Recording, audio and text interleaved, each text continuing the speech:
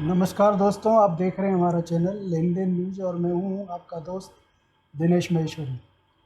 दोस्तों, समर्थन मूल्य घोषित होने के बावजूद भी सरसों के भाव दिन पर दिन नीचे आते जा रहे हैं और सरकार बिना शुल्क के आयात खाद्य तेलों का आयात को बढ़ावा दे रही है। इसकी वजह से हमारे देश में करीब 40% सरसों के प्लांट भी बंद हो गए। अब ऐसी स्थिति में जिन किसानों ने सरसों बोई है उनकी भी हालत ख़राब है और जो प्लांट चला रहे हैं उनकी भी हालत ख़राब है। तो आज इसी विषय पे चर्चा करने के लिए आज हमारे साथ हैं Kota grain and seeds merchant association के महामंत्री महेश जी खंडेलवाल।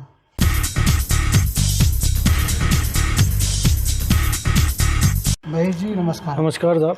तो महेश जी, सरसों का सीज़न भी आकर के निकल गया और सरकार ने समर्थन मूल्य बढ़ा करके 800 रुपये जो किया था, उसके बावजूद भी सरकारी कांटे पे सरसों जितनी तुलनी चाहिए नहीं तुली। किसान मायूस हैं, निराश हैं।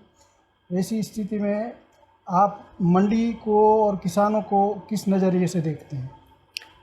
भाई, मंडी के अंदर तो जो माल आता है, मंडी के अंदर तो ऑक्शन लग करके जो माल बिकता है उसी के हिसाब से सरसों बिक रही है। बाकी जो सरकार ने जो समर्थन मूल्य घोषित किया है और किसानों के लिए जो व्यवस्था कर रखी है वो बिल्कुल डुलमुल नीति के तहत है। कोई उसमें इंटरेस्ट नहीं है सरकार का माल तुलाने के लिए। छुटपुट एक नाम मात्र की उनको सरसों तुलती है। अगर उनको समर्थन मूल्य पे सरसों तुलाने का इंटरेस्ट रहता तो ओपन मार्केट में खरीद कर सकती है सरकार, तो उससे काफ़ी सपोर्ट मिलता है किसान को। तो अभी आप देख ही रहे हो, जब से कांटे लगे हैं तब से अब तक किसानों ने कितने नए अंदाजन सरकारी कांटे पे तुलाई होगी? मुश्किल से 10% किसानों की माल भी सरकारी कांटे पे नहीं तुला। राजस्थान के अंदर तो ये पोजीशन है। तो बाकी जो माल है वो सब ओपन ऑक्शन में बिका? सब ओपन ऑक्शन में आ रहा है, बिक रहा है और लगातार बाजार डाउन होते जा रहे हैं। तो जो 52-53 बिक रही थी सरसों, अब तो 5000 के आसपास या उससे भी नीचे आ गई? उससे भी नीचे आ गई। आज तो बाजार बिल्कुल 42% तेल की सरसों 4750-4700 रुपये बिकी है। 600-700 रुपये उसमें कम हो गए। और लगातार जो सरकार की नीति है, शुल्क मुक्त आयात तेल जो आ रहा है, 30 जून तक उनको छूट दे रखी है। तो जो आयातक हैं देश के वो बहुत बड़ी मात्रा में परचेज कर रहे हैं। और कि वो 65% ज़्यादा इतनी खपत है, उससे 65% ज़्यादा तेल इंपोर्ट हो चुका है, इंपोर्ट हो रहा है। और अमेरिका के अंदर भी इस आगे का जो मौसम अनुकूल है बुआई का, उसको देखते हुए वहाँ के अमेरिका के निर्यातक भी काफ़ी भाव तोड़ करके लगातार वो सेल कर रहे हैं। और हिंदुस्तान के अंदर जो आयातक हैं, 30 जून तक की जो सरकार ने छूट दे रखी है, शुल्क मुक्त आयात की छूट, जो सोया और इस पे सूरजमुखी पे जो छूट दे रखी तेल पे, तो उसको बड़े मात्रा में ख़रीद कर रहे हैं आयातक। और लगातार भाव निरंतर विदेशों में गिरते जा रहे हैं तेलों के। तो यहाँ भी उसका प्रभाव तिलहन पे पड़ रहा है लगातार, कंटिन्यू मद्दी हो। तो अब जब से मतलब सरसों आई है तब से अभी तक कितने रुपए और भाव गिर चुके हैं? जब से सरसों स्टार्टिंग 54-5500 रुपये से शुरू हुई थी, तो अब गिर करके और 4700 रुपये आ गई। लगभग 700 रुपये कुंटल का नुकसान तो सीधा सीधा सरसों में है ही सही। तो अब क्या लगता है कि भाई सरसों भी जो किसानों ने माल रोक लिया या निकाल दिया, क्या स्थिति बनी हुई है? किसानों के पास लगातार भाव जो टूट रहे हैं, पिछली बार के भाव जो बाजार भाव थे, जैसे पिछली बार 6500 रुपये का भाव किसानों को मिला था, तो उसको देखते हुए काफ़ी बड़ी मात्रा में किसानों के पास अभी माल रुका हुआ है और काफ़ी मोटा उनको भी नुकसान है। इधर जो प्लांट वाले हैं वो भी प्लांट के हिसाब से माल रखते ही हैं, तो उसमें भी काफ़ी मोटे नुकसान में है प्लांट वाले भी। व्यापारियों के पास भी स्टॉक में है। भाई, पिछले साल 6500 रुपये माल बिका था, इस बार 52-5300 रुपये का स्टॉक किसानों की सरसों लेकर के व्यापारियों ने स्टॉक किया है। भाई, पिछली बार तो 7000 थी ऊपर में। हाँ, घटते बाद में फिर 6500 रुपये, 6000 रुपये पे आ गई थी। माल जब सरसों आई तब तो 6,000 से घट करके 5100-5200 जी, पे आ गई जी। थी। तो अब ऐसी स्थिति में किसानों की जो स्थिति है वो तो बहुत ही ख़राब है कि वो किसान अगली बार सरसों बोएगा भी या नहीं बोएगा। बड़ी असमंजस की स्थिति बनी हुई है जब सरकार की पॉलिसी क्लियर नहीं है। तो ऐसी स्थिति में अब जो है स्थिति हालात क्या बनेंगे, सरसों किसान नहीं बेचेंगे या निकाल देंगे या उसको अगले साल के लिए इंतज़ार करेंगे, क्या देखो साहब, माहौल है? सक्षम किसानों की तो स्थिति का कह नहीं सकते। बाकी जब किसान को उसका लागत मूल्य ही नहीं मिलेगा तो किसान ऐसी फसल को क्यों करेगा। बिल्कुल सही बात है। और एक तरफ तो कहते हैं कि हम आत्मनिर्भर बने तिलहन के अंदर, और एक तरफ ये जो गलत सरकार की नीतियां हैं, पॉलिसियां हैं, इनका कोई ध्यान नहीं होता है इनके तरफ। जब मालूम था कि सरसों की इस बार बम्पर पैदावार है और पूरे देश का जब सर्वे आया था रिपोर्ट, तो 120 लाख मीट्रिक टन सरसों उत्पादन का अनुमान लगाया था। जी। तो उसके बावजूद अपन भारत सरकार ने विदेशों से तेल मंगा करके किसानों की और व्यापारियों की दोनों की कमर तोड़ दी। ये प्रैक्टिकल को समझते नहीं है साहब। सब इनके पास आज की तारीख में जो टेक्नोलॉजी है, सब चीज़ों के आंकड़े हैं, सब चीज़ों का इनको पता होता है, फिर भी पता नहीं क्यों इस टाइप की पॉलिसियां बनाते हैं। तो अच्छा, माना कि सरकार चाहती है कि महंगाई पे लगाम लगे, लेकिन महंगाई पे लगाम केवल तेलों से ही थोड़ी होगी।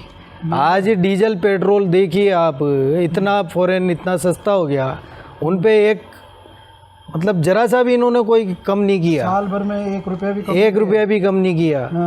मतलब लगातार उनमें जो मद्दी आई, तो महंगाई के तो कई विकल्प हैं कम करने के। सबसे पहला विकल्प तो यही था कि सरकार अगर डीजल पेट्रोल पे रेट कम कर देती तो सब चीज़ों पे प्रभाव पड़ता है इसका, कम हो जाती रेट भाई सब चीज़ों पे प्रभाव पड़ता है। लेकिन सरकार कुछ करके किसानों की जो उपज है उसके दाम गिराने के लिए और इम्पोर्ट पे इम्पोर्ट किए जा रहे हैं। हाँ, ये सोच रहे हैं कि भाई चुनावी साल है और महंगाई मत बढ़ने दो। हाँ, तो वो महंगाई मत बढ़ने दो के चक्कर में देश की अर्थव्यवस्था और चौपट होती जा रही है। इससे तो भाई इससे अर्थव्यवस्था निश्चित चौपट होती है, क्योंकि पैसा तो किसान पुत्र धरती से उगाता है। सही बात। जब वो संपन्न होगा तो देश संपन्न होगा। सही बात। तो अब क्या लगता है कि जब अब सोयाबीन की भी थोड़ी दिनों बाद में नई क्रॉप शुरू हो जाएगी, ऐसी स्थिति में क्या लगता है कि आप ये सरसों के भाव में और नीचे जाएंगे या कुछ बढ़ सकते हैं आगे? अभी बहुत ज़्यादा दहशत का माहौल है साहब। एक्चुअल में जो सोयाबीन का जो मैटर है, ये टोटल फॉरेन पॉलिसी पे डिपेंड करता है। सही है। तो फॉरेन के अंदर जो अनुकूल मौसम है, और वहाँ अमेरिका के अंदर ब्राज़ील में काफ़ी अच्छी बिजाई चल रही है सोयाबीन की। उनको उम्मीद है कि काफ़ी अच्छी फसल होगी, तो वो भी एडवांस में भाव तोड़ करके और माल को बेच रहे हैं। अग्रिम सौदे करते हैं वो लोग। वो तो देख रहे हैं भाई अगली फसल अच्छी है, हाँ अगली फसल अच्छी है तो उसके अनुरूप वो माल बेच रहे हैं। और 30 जून तक की छूट जो है शुल्क मुक्त आयात तेल खरीदने की, तो उसके अनुरूप यहाँ का आयातक खरीद रहा है।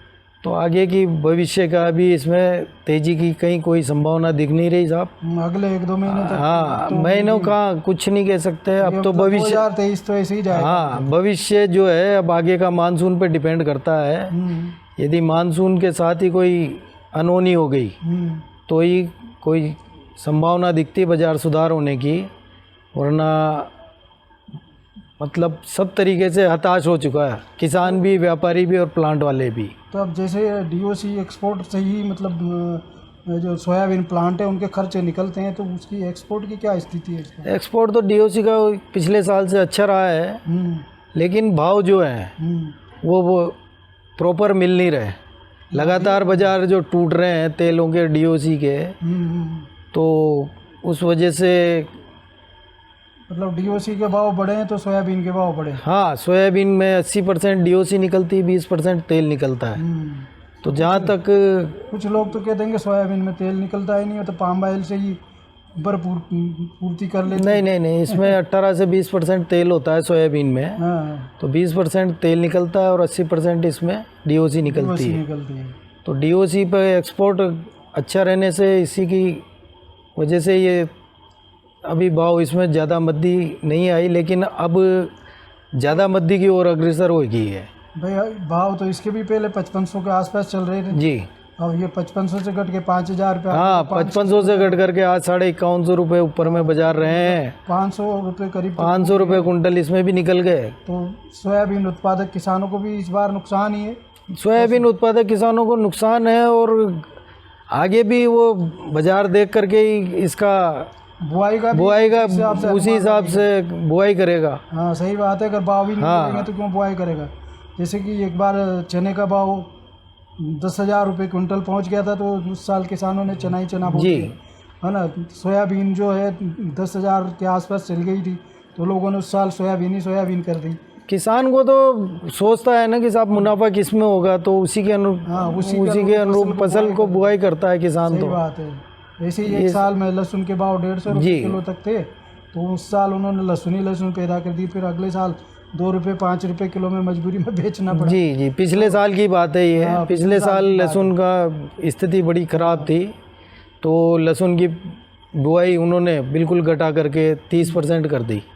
सही बात है।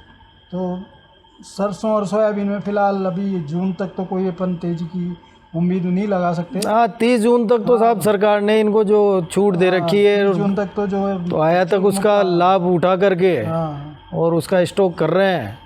तो भारत के जो प्लांट, जो इसको क्रशिंग मिले हैं, प्लांट हैं, जो ऑयल मिलर हैं, खर्चे नहीं निकल रहे उनके विदेश। हाँ, 40% मिले आज की तारीख में बंद पड़ गई, क्योंकि उनके खर्चे ही नहीं निकलते, लागत, और उसमें काफ़ी घाटे में आ गए।